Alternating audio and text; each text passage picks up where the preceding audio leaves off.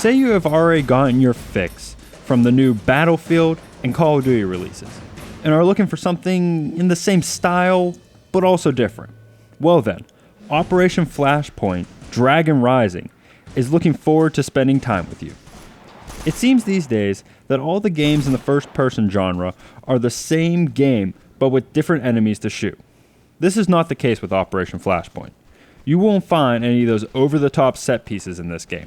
Replacing these is a slow, methodically paced, squad-based shooter. Contact! Rifleman! 100 meters! South! The intro does a good job in explaining why your team of Marines is deployed on a small island in the Pacific. Oil is discovered on a small Pacific island, and the Chinese and Russians are fighting over control. Russia asked the US for help, dragging them into the mix. The story is interesting and confused both me and my PS3 as to why we're not shooting Russians or terrorists like in most other games. As mentioned, this game is a tactical first-person shooter. You take your squad and slowly move through the open land, completing objectives and killing enemies. You can give out orders to your team, only it will be amazing if they actually do what you want them to. The AI is pretty dumb for your teammate, which is bad because the enemies are pretty clever. Enemies seem to be personally trained by Douglas MacArthur, while you are left with a squad whose combined IQ will be compatible with that of Snooki's.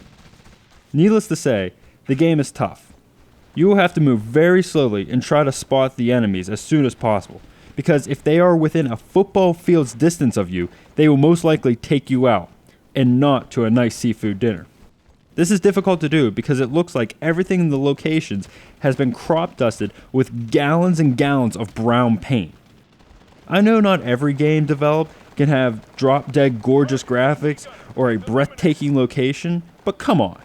Is this game secretly set on Nagasaki? Where else are all the grass fields all this brown?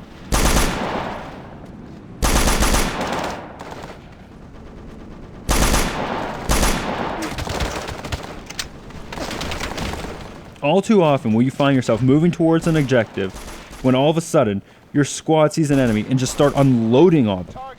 While you can't see anything and just watch as your squad randomly fires because they have the same accuracy as Mark Sanchez and can't hit anything.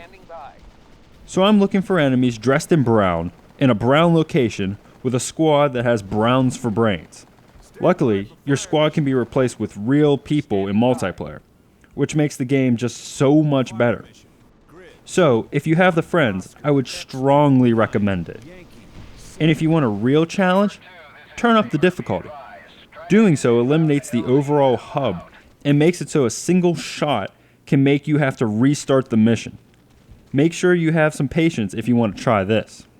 The game suffers from AI troubles and underwhelming graphics, but the gameplay is just what it sets out to be. It is a slower, more thought-provoking game than most in the genre.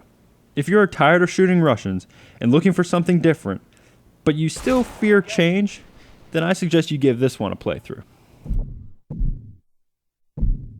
Engage. Right. Affirmative.